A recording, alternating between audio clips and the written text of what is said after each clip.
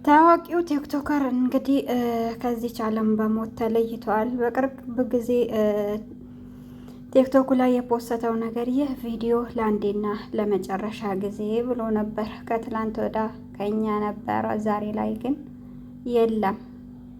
አሰላሙ አሌይኩም ወራህመቱላህ ወበረካቱ። ውድና የተከበራችሁ የተወደዳችሁ ውድ ቻናሌ ቤተሰቦች እንዴት ናችሁ? ደህና ናችሁ ወይ? ሰላም ናችሁ? እኔ ጋር ሁሉ ሰላም፣ ሁሉ መልካም ነው። አላህ ሀገራችንን ሰላም ያደርግልን፣ አንድነት፣ ፍቅር፣ መተሳሰብ ይለግሰን፣ እኛም የወጣንበት ሀገራችን በሰላም ይመልሰን እያልኩኝ በአዲስ ዜና መጥቼላችኋለሁ። ለቤቴ አዲስ የሆናችሁ ሰብስክራይብ ማድረጉን አትርሱ፣ የደውል ምልክቱን ተጫኑ። ቪዲዮ ትንሽ ይታያል ግን ላይክ የለም። ላይክ አድርጉኝ፣ አይከፈልበትም። በዛውም እስቲ 10 ሺህ አስገቡኝና እንደው እንደ ቲክቶከሮች ማን ነው ቻሌንጅ የሚሰጠኝ? ኧረ ተውኝ እንጂ ተውኝ 10 ሺህ አስገቡኝ። ቻሌንጅ አልኩኝ። ቻሌንጅ የምሰጠው ማን ነው? 30 ሺህ ያስገባኝ 30 ሺህ ብር ሰጠዋለሁ ልበል እንዴ? ኧረ ተው፣ ሰብስክራይብ አድርጉኝ። የማዳም ቅመሞች እርስ በራሳችን አንጨካከን። እንግዲህ ያው በዚህ ወገናችን አንዳንድ ነገር ለማለት ነው የመጣሁት። ብዙዎቻችን አሁን ላይ ሶሻል ሚዲያ ለመታወቅ ፈጣሪያችን የረሳን ብዙዎች አለን። ግማሻችን የውጭውን ዓለም አለባበስ እየተከተልን፣ ግማሽ ፀጉራችን እየተሸፈንን፣ ግማሹን እያሳየን እኔ 8 ቁጥር ነኝ እኔ 14 ቁጥር ነኝ እያልን ቲክቶክ ላይ ወተን የምንጨፍር አላህን ልንረሳ አይገባም። እኔ ሀቂቃ ሲጨፍሩ የነበሩ ይህንን ቪዲዮ ሲያዛዞሩ ሲያለቅሱ አይቼ በጣም ነው የተገረምኩት። ሞት እኮ እኛ ጋር እስኪመጣ ድረስ መጠበቅ የለብንም።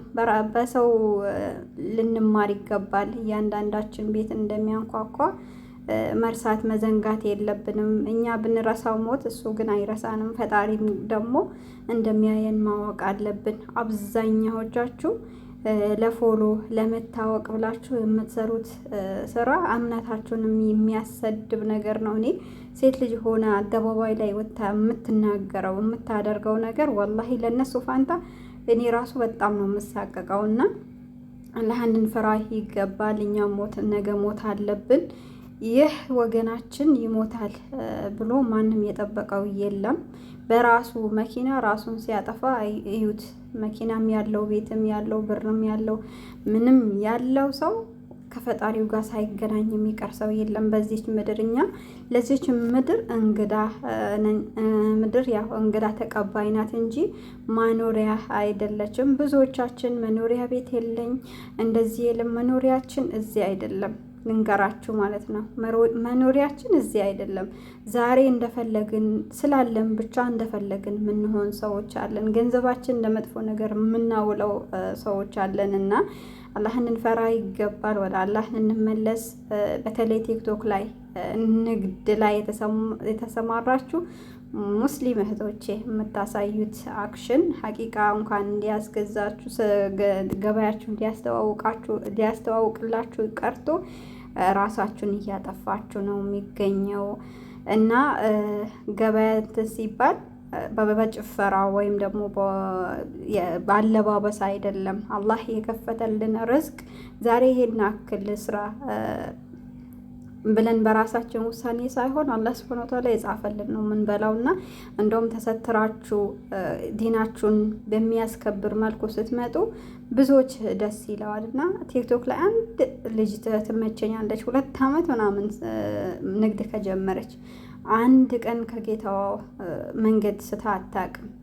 ሀቂቃ በጣም ነው ደስ የምትለኝና አሉ አንዳንዶች አሉ ግን የሆነ ጊዜ ጭርስ ይልባቸው የሆነ ነገር ይዘው ይመጣሉና እንደዛ ልታደርጉ አይገባም።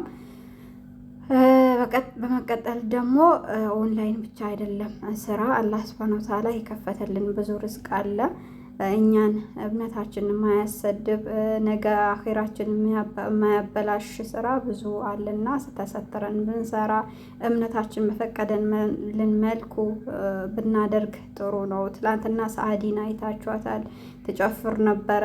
አለባበሷን አይታችሁ ነበረ። ዛሬ ግን ከእምነት ወጥታ ሌላ እምነት ይዛ እንደገና እሱም አልበቃትም ብሎ በየኮሜንቱ ለሚጨፍሩ እህቶቻችን ኑ ወደ እኔ እያለች እየተጣራች ነው እና በጣም ነው ያዘንኩት።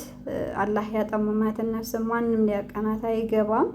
ያው አላህ ብቻ ቀልብያችንን ያስተካክላት ለማለት እወዳለሁኝ። ዛሬ ያው በምክር ነው የመጣሁት። ምክር ቢገባን ኖሮ ሀቂቃ እውነት ለመናገር የሰው ልጅ የሚመከር ነገር ቢሆን ኖሮ በሰው ሞት ይመከር ነበርና ያው የሚያስረሳ ሰይጣን በጭንቅላታችን ተቀምጦ ይሆን አላቅም። አላህ ብቻ ቀጥተኛውን መንገድ ይምራን ለማለት እወዳለሁኝ። እህቶች ልንሸወድ አይገባም። ሀቂቃ በሶሻል ሚዲያ በአሁኑ ሰዓት ሶሻል ሚዲያ በተለይ ቲክቶክ ከመጣ በኋላ በጣም ብዙዎች ግሩፓቶች ተበላሽተዋል። እኛም ተበላሽተናል። በፊት ዋትሳፕ፣ በቴሌግራም እርስ በራሳችን የምንጫወት የነበረው ዛሬ ላይ ግን ግሩፕ ይከፈታል፣ ይዘጋና ማን እንደገባ ማን እንደወጣ ራሱ ማን እንደሚከታተል ማንም ቼክ የሚያደርግ የለም። ቲክቶክ ላይ ስትወርዱ 5-6 ሆነው ገስት ላይ ቁጭ ብለው የሚናገሩት በአፋቸው የሚወጣው በሴት ልጅ የአይባቸውን ያኔ ሰው አላወቀኝም። ሰው ማወቁ አይደለም፣ ሀቂቃ ነው የምላችሁ። አንድ ሴት የሆነ መጥፎ ነገር በተናገረችው ቁጥር ሁሉም ሴት እንደዛ ነው የምትመስለው እና ሴተኛ ሴቶች በተለይ አላህ ሱብሓነሁ ወተዓላ አክብሮናል። ራሳችን ሀያችን ስንከበር ደግሞ በጣም ደስ ይላል እና በሴት ልጅ የማይወጣ ቃላቶችን እየተጠቀምን እንገኛለን። ሀቂቃ አንዳንዴ ዞር ዞር ስል ብዙ ጊዜ በነገራችን ላይ ቲክቶክን አጥፍቼ ወጥቻለሁ ከአንድም 3-4። አሁን ትንሽ አንዳንድ ኡስታዞች ሲመጡ የሆነ አለ አይደለ እንትን የሚስባቸው ነገር አለ ከራሳቸው እምነት አልፎ ራሱ የሰውን ሃይማኖት ተምራችሁ ከራሳችሁ የምታወዳድሩት ነገር ምናምን አለና እሱ ይስበኛል። አንዳንዴ እሄዳለሁኝ እንጂ ቲክቶክ ብዙም ተጠቃሚ አይደለሁም። ሆነም ቀረ ግን እኛ ያለንበት ሁኔታ በጣም የሚያስጠላ ነገር ነው። በቤታችን በጣም በስልካችን ብዙ ነገሮችን ማወቅ እንችላለን። ከዚህም በፊት እናገራለሁኝ እና ብዙ ነገር መማር እንችላለን። ኦንላይን ሲንጀር መማር እንችላለን። የኬክ እንትን መማር እንችላለን። ብዙ የምንማራቸው ነገሮች አሉና ወደሱ የሌላንም ሰው ቤት ከማሞቅ ወደ እነሱ ሄደን ብናይ የ1 ሰዓት የ2 ሰዓት ፊልም የሚያዩ ሰዎች አሉ። በዚህ ሰዓት ቢያንስ ግማሹ ለራሳቸው ቢያደርጉት ምን አለበት?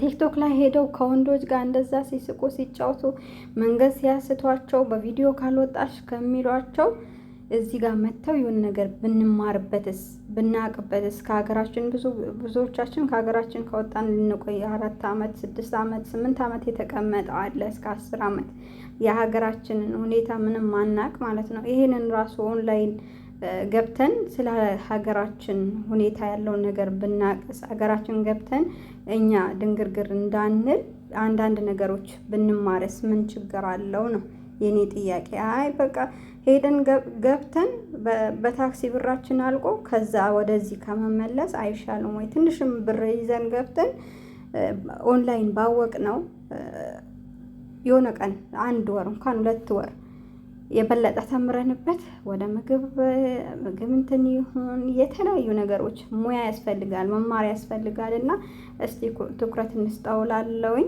በዚህ ልጅ የመጣ ነው ብዙ ለመናገር የተገደድኩት እና ብዙዎች ሲጨፍሩ የነበሩት ትላንትና ደግሞ ሲያለቅሱ ውለዋል። ሳናቅ እንደዚህ ስንል እንደዛ ስንል ሲሉ በጣም ነው የተገረምኩት። ያው ልንጠነቀቅ ይገባል። እኛ ስንሞት ምንድን ነው የምንሰራው ስራ የሚያስጠላ ነገር ምንጨፍር ምናምን ምንሳደብ ስለ ብሔር ተነስተን የምናወራ ነገር ከሆነ ምንድን ነው የሚባለው? ልክ ስንሞት ባካችሁ ቤተሰቦቹ ቪዲዮውን አጥፉለት ብለዋል፣ አካውንቱን አዘጉለት፣ ፎቶውን አታዛዙሩት፣ እንደዛ አትበሎት ነው የሚባለው። እና ይሄን ካወቅን ለምን አንጠነቀቅም? የሆነ ጊዜ በጣም ነው የተገረምኩት። ቱርክ ላይ የመሬት መንቀጥቀጥ መጥቶ ብዙ ህዝብ አልቆ ነበርና ፎዚ ታውቃታላችሁ? ፀጉሯን ለቃ የምትሄደው እንዳለ ቪዲዮቿን ፕራይቬት ነው ያስቀመጠቻቸው እና እንደዚህ እንትን ማለት የለብንም። በሰዓቱ የሆነ ነገር ተከስቶ በሰዓቱ ምንሆን ነገር እንዳይመስላችሁ። በዚች ምድር አላህ ጥፉ ካላለን እንዳለ የዓለም ህዝብ ጠፍቶ እኔ እንዲያስተርፍ ይችላል፣ አይታወቅም። የዓለም ህዝብ ሁሉ ተርፎ እኔ እንዲወስደኝ ይችላል፣ አይታወቅም። ይሄ ነገር ሁሌም ለሞት ሁሌም ዝግጁ መሆን ነው ያለብን እንጂ የሆነ ነገር በተከሰተ ቁጥር አይደለም ለማለት ያክል ነው ይህን ሁሉ የተናገርኩት። ለማንኛውም ለቤቴ አዲስ የሆናቸው ሰብስክራይብ ማድረጉን አትርሱት። ሰብስክራይብ አድርጉኝ፣ አይከፈልበትም። በሌላ ቪዲዮ እስከምን